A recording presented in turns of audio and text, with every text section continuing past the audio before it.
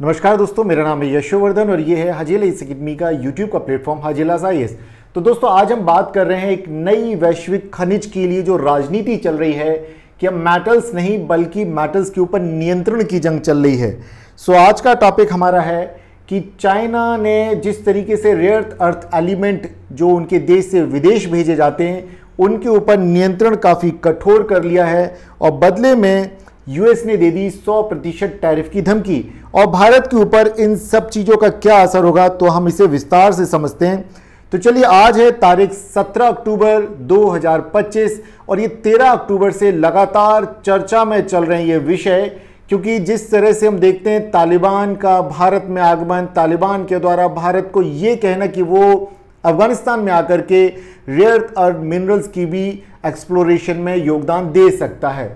तो अगर हम यहाँ बात करें तो पूरी दुनिया में एक आग सी लगी हुई है, क्योंकि जिसके पास भी रेयर अर्थ मेटल्स हैं, यूँ समझ जाए कि पूरी दुनिया की तकनीक, चाहे वो रक्षा क्षेत्र की हो, चाहे संचार क्षेत्र की हो, चाहे रडार हो, चाहे फाइटर जेट हो, कुछ भी हो, हर चीज़ के ऊपर उसका नियंत्रण स्थापित हो जाएगा। तो यहाँ हुआ क्या, चीन ने हाल ही में रेयर अर्थ मेटल्स यानी कि वो दुर्लभ धातु जिनका कि मोबाइल फ़ोन हो, मिसाइल हो या किसी भी तरह की आधुनिक टेक्नोलॉजी जिसकी कि वो बोन है, राइट, जिसे हम बोलेंगे रीढ़ है, बोन मैरो समझ जाइए उसे। तो उसके पास अगर हम देखें तो यहाँ पे एक तरह की, यहाँ वे कहते हैं कि यहाँ हम पूरी तरीके से किसी भी रूप में अगर इन मिनरल्स का सैन्य उपयोग किया जा रहा है तो हम उस पर नियंत्रण लगाते हैं। तो चाइना ने यहाँ पर किया कि यहाँ पे वे कह रहे हैं कि ना केवल धातु बल्कि नियंत्रण की जंग होगी अब, वे कहते हैं। और देखिए, आज दुनिया में 90% जो रेयर अर्थ मिनरल्स हैं उसकी प्रोसेसिंग आज कौन करता है? चाइना। और सप्लाई चेन, वैश्विक सप्लाई चेन पर चाइना की बहुत ज़बरदस्त पकड़ है। तो सवाल आता है कि आखिर ये क्या है रेयर अर्थ मेटल्स और क्यों इतने अहम है कि पूरी दुनिया के बड़े जो देश हैं इसके ऊपर कंट्रोल चाहते हैं। तो देखिए, ये लगभग अगर हम बात करें तो रेयर अर्थ मिनरल्स तो जो एक पीरियोडिक टेबल में ऐसे 17 दुर्लभ तत्व हैं जो कि पृथ्वी की परतों में पाए तो जाते हैं, हालांकि बहुत आयत में नहीं लेकिन कम मात्रा में भी पाए जाते हैं, लेकिन इनका उपयोग जो है वो करना बहुत ही मुश्किल है। इनका जिस तरह से परिष्करण किया था, प्रोसेसिंग किया था, वो काफ़ी टफ है, लेकिन इसका इस्तेमाल दुनिया में हर जगह किया जाता है। पूरी की पूरी आधुनिक दुनिया इसी से चलती, चाहे वो मोबाइल फ़ोन हो, लैपटॉप हो, ई व्हीकल्स हो या फिर विंड टर्बाइंस हो, सोलर पैनल्स हो या मिसाइल्स हो, रडार्स हो या हो जेट इंजन या हो सबमरीन्स, कुल मिलाकर के हर जगह इनका उपयोग होता है। और ये ऐसे चुंबकीय, चमकीले और इलेक्ट्रोकेमिकल वाले गुण वाले तत्व होते हैं और इन्हें कहा जाता है अनरिप्लेसेबल, मतलब इनके जगह कोई और चीज़ को रिप्लेस करके नहीं इस्तेमाल की जा सकती है। एक तरह से इन्हें मॉडर्न वर्ल्ड या जो मॉडर्न टेक्नोलॉजिकल जो एरा है उसके लिए इनविजिबल इंजन भी कहा जाता है कि अगर ये ही नहीं रहेंगे तो जो भी हमारी आधुनिक तकनीक जिन पर टंगी हुई है, टिकी हुई है, वो कैसे आगे बढ़ेंगी। तो चाइना ने आखिर क्या किया? चाइना ने, अभी की बात है अक्टूबर 2025, तो लगभग मैंने कहा कि 13 तारीख से लगातार चर्चा में चला आ रहा है। तो चीन ने अपनी निर्यात नियंत्रण सूची में 5 नई धातुएं जोड़ दी हैं। ये कौन कौन सी हैं? होलियम, एर्बियम, थूलियम, यूरोपियम और इटब्रियम। तो ये ऐसे ऑलरेडी पहले से कुल 12 रेयर अर्थ मेटल्स चीन की इस नियंत्रण सूची में शामिल थे और अब हम यहाँ देखते हैं इन्हें और शामिल करता चला जा रहा है। जिस तरह से अब ये है क्या, तो चीन के पास जिस तरह से चीन सोचता है तो उसका आखिर उद्देश्य कैसे जान लेते हैं। चीन की रिफाइनिंग तकनीक ना तो विदेशों तक पहुंचे और ना ही वैश्विक सप्लाई चेन चीन से बाहर जाए। कुल मिलाकर के चीन ना केवल सप्लाई चेन पर नियंत्रण बनाए रखना चाहता है, अपनी प्रोसेसिंग की तकनीक दूसरे देशों के साथ शेयर नहीं करना चाहता है। ऐसे में पूरी तरह से दुनिया के रेयर अर्थ एलिमेंट्स का जो मार्केट है उसके ऊपर नियंत्रण बनाने के लिए चाइना ने इस तरह की राष्ट्रीय जो अपनी नीति बनाई है, जिसमें वो कहता है कि ये उचित है चीन के लिए अगर चीन चाहता है कि दुनिया में वो सुरक्षित तरीके से आगे बढ़ सके। अब यहाँ पे भारत की क्या स्थिति, इसे जानना बहुत जरूरी है। तो भारत के पास लगभग 6.9 million ton rare earth elements हैं, मतलब उसके रिजर्व्स हैं ऑक्साइड, और इसे दुनिया में तीसरे नंबर पर रखा जाता है। और लेकिन भारत के सामने जो सबसे बड़ी चुनौतियां हैं एक तो है उन्नत रिफाइनिंग की टेक्नोलॉजी, इसके अलावा प्रोसेसिंग के लिए जो इंफ्रास्ट्रक्चर चाहिए, आधारभूत ढांचा चाहिए, उसका ही भारत में अभाव है। तो भारत सरकार ने इसके लिए क्या किया, इसे समझ लेते हैं। भारत सरकार ने नेशनल क्रिटिकल मिनरल मिशन जो है ये चलाया, जिसके तहत ना केवल घरेलू स्तर पर रिसर्च शोध की बात कर रहे हैं, बल्कि शोधन रिफाइनिंग की बात भी की जा रही है और इस सेक्टर में लगातार काम किया जा रहा है, ताकि चीन के ऊपर जो निर्भरता उसे कम की जा सके और सप्लाई चेन में भारत के लिए आत्मनिर्भरता लाई जा सके। अब सवाल आता है कि अमेरिका ने 100% का एडिशनल टैरिफ लगाने की धमकी क्यों दी।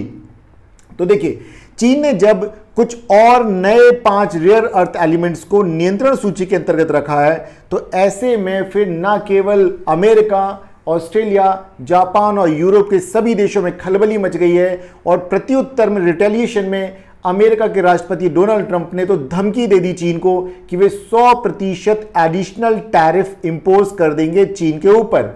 अब वहीं दूसरी तरफ देखें, दूसरे देश यहां पे क्या कर रहे हैं, तो जापान, फ्रांस ने नए रेयर अर्थ प्रोजेक्ट में निवेश किया है। वहीं ऑस्ट्रेलिया ने कालगौली में पहला रेयर अर्थ प्रोसेसिंग प्लांट शुरू कर दिया है। और अगर एस्टोनिया की बात करें तो ऐसे चुंबक बना रहा है वो जिससे कि 15 लाख इलेक्ट्रिक कारों के लिए पर्याप्त हो। देखिए, यहाँ एस्टोनिया बहुत छोटा देश है तो उसके लिए चलेगा, लेकिन इंडिया जैसे देशों के लिए नहीं चलेगा। अब बड़ा सवाल, क्यों रेयर अर्थ पर निर्भर है अमेरिका की रक्षा ताकत, क्योंकि तभी तो वो इतना ज़्यादा बिलबिला गया है, खलबली मच गई पूरी दुनिया में। तो अमेरिका का आखिर क्या है, तो अमेरिका की पूरी अगर बात करें, रक्षा प्रणाली रेयर अर्थ एलिमेंट्स के ऊपर निर्भर है। चाहे उनका फाइटर जेट F-35 हो, चाहे उनकी पनडुब्बियां हो, वर्जीनिया या कोलंबिया क्लास की पनडुब्बियां हो, या फिर टॉमहाक मिसाइल हो, या JDAM स्मार्ट बम, या उनका रडार सिस्टम, या फिर उनके हो ड्रोन, ये सभी के सभी रेयर अर्थ एलिमेंट से चलते हैं और जिसके ऊपर चीन का कंट्रोल है। कुल मिलाकर के इनडायरेक्ट तरीके से चाइना अमेरिका के ऊपर भी प्रभाव डाल रहा है। यदि चीन की इस नीति का असर सीधे सीधे हम अमेरिका सैन्य और टेक्नोलॉजी को, जो उनका प्रभुत्व है पूरी दुनिया के ऊपर, उसके ऊपर हम देखते हैं पड़ता है।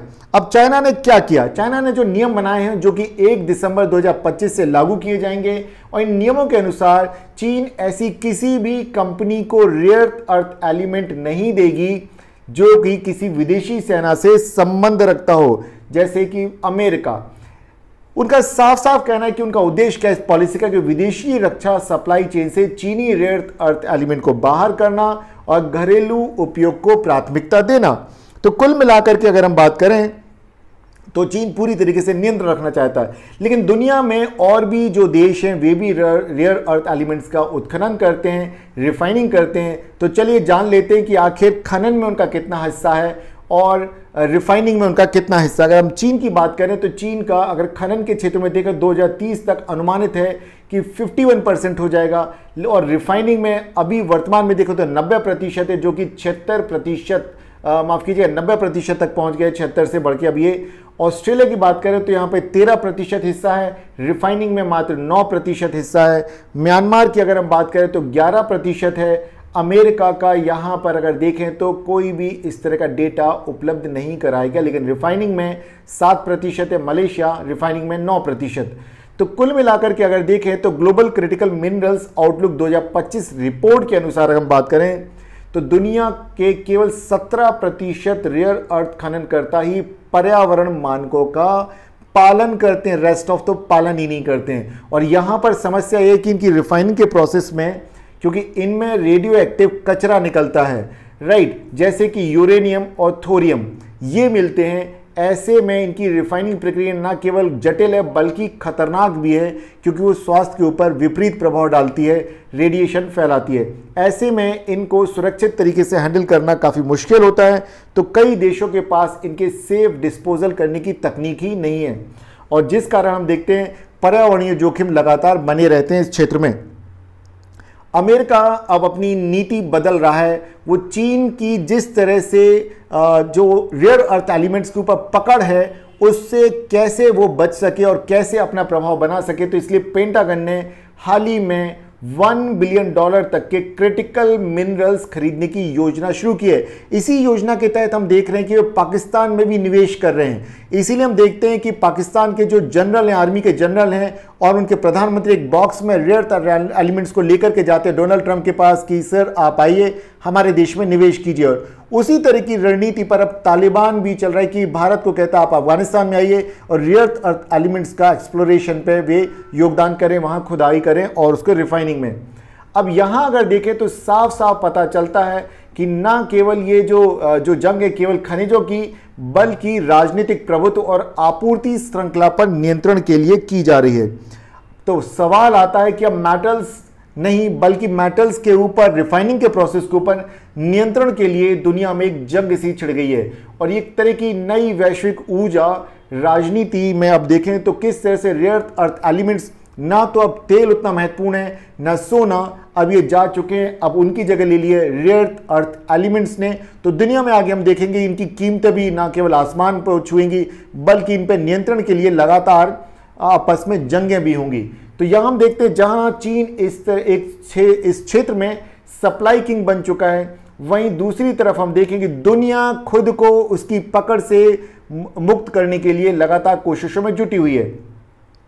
सो कुल मिलाकर के अगर हम बात करें, अब देखना यह होगा कि इस मिनरल्स या मिनरल की प्रोसेसिंग के जो जंग चल रही है इसमें कौन जीतेगा, और जो जीतेगा वही तय करेगा कि भविष्य में तकनीक और ऊर्जा किस दिशा में बहेगी, वो चीन होगा या फिर होगा अमेरिका। जैसे जब तेल की खोज हुई तो ज़्यादातर हम देखते हैं ब्रिटेन, अमेरिका, फ्रांस की बड़ी बड़ी कंपनियों ने जिन जिन देशों में तेल का उत्खनन हुआ वहां पर जाकर के उनकी कंपनियों ने न केवल उत्खनन किया बल्कि वहां की अर्थव्यवस्था और वहां की राजनीतिक व्यवस्था पर एक तरह से नियंत्रण सा स्थापित कर लिया था।